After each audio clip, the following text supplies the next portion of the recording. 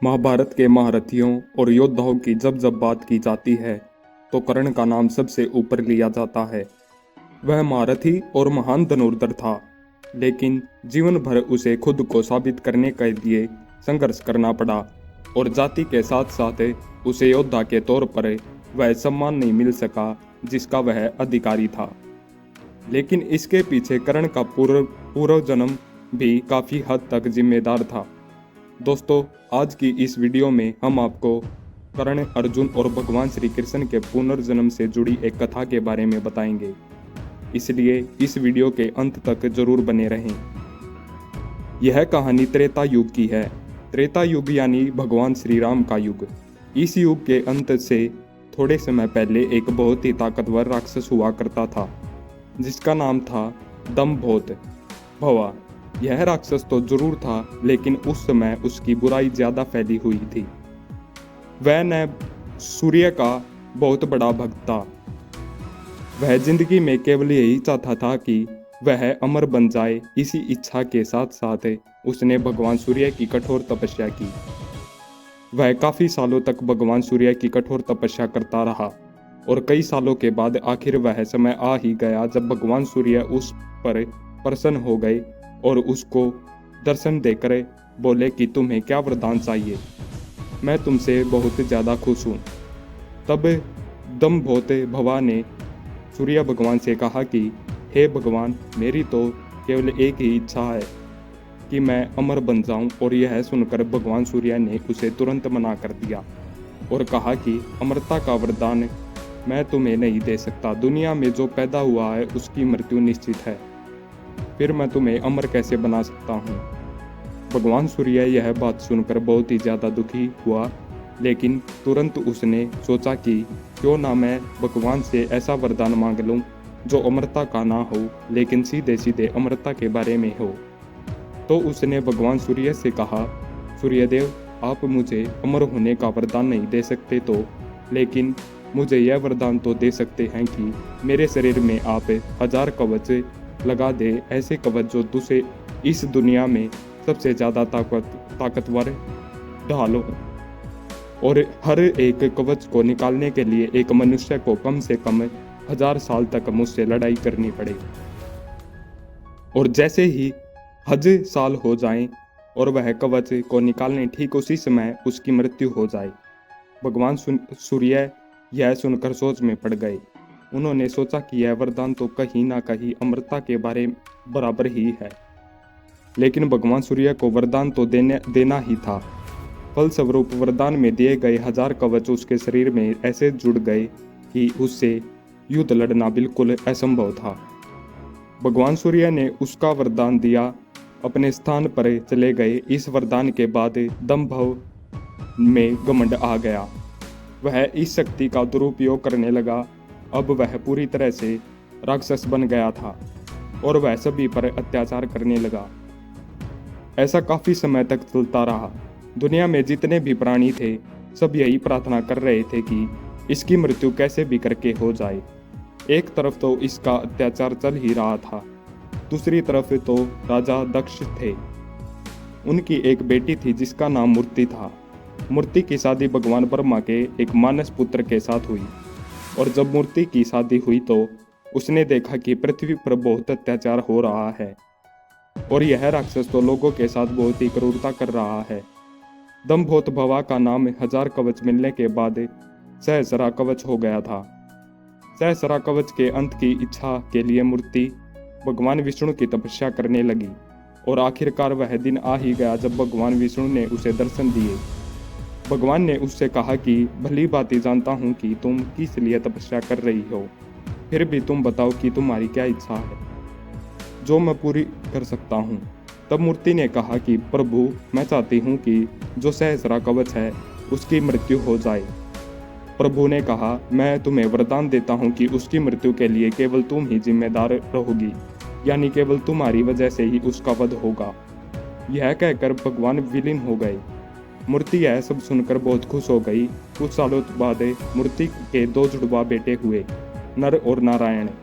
माना जाता है कि नर और नारायण भले ही 2 शरीर के थे, लेकिन उनकी आत्माएं एक थी।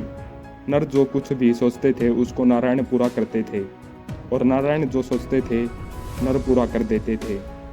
एक समय की बात है जब ये दोनों बद्रीनाथ में पूजा पाठ कर रहे थे।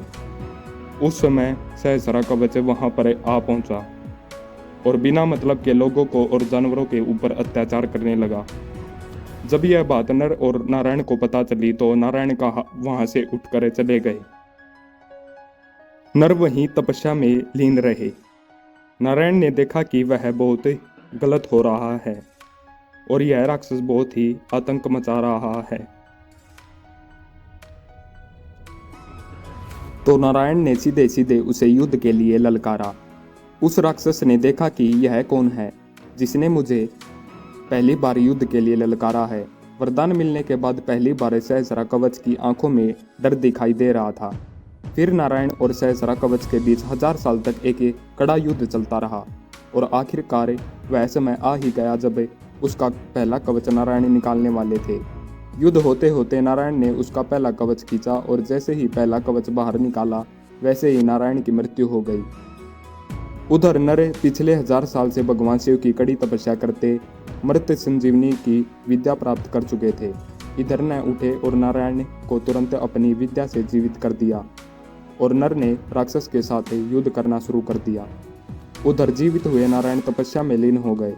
जब नर का युद्ध राक्षस के साथ चलता रहा 1000 वर्ष बीते और फिर जैसे ही नर दूसरा कवच निकालना उनकी मृत्यु हो गई।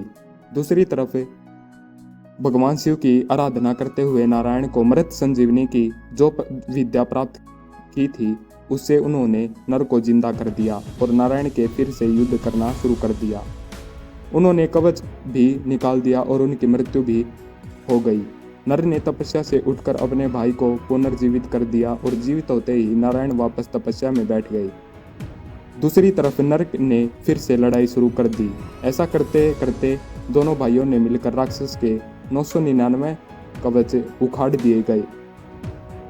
एक कवच ही बचा था जिसके कारण सहस्रा कवच घबरा गया। ऐसा सचमुच भगवान विष्णु के वरदान के कारण ही हुआ था कि नर और नारायण की आत्मा एक ही थी, पर वह शरीर दोनों की मृत्यु एक दूसरे के बिना निश्चित नहीं हो सकती थी। राक्षस समझ गया कि ऐसे तो मैं जीत नहीं पाऊंगा, अब तो केवल सूर्य भगवान ही मुझे इनके बचा सकते हैं, और वहां से भागते हुए तुरंत सूर्यदेव के पास पहुंचा और सूर्यदेव की शरण में चला गया। अब सूर्यदेव ने कहा कि यह मेरा भक्त है, इस तरह से मेरी शरण ले रहा है। तो सूर्यदेव ने उस पर दया दिखाते हुए उस राक्षस को अपने अंदर समा लिया। नर और नारायण को जब वह बात पता चली कि सूर्यदेव ने एक राक्षस को अंदर समा लिया है तो उनको बुरा लगा।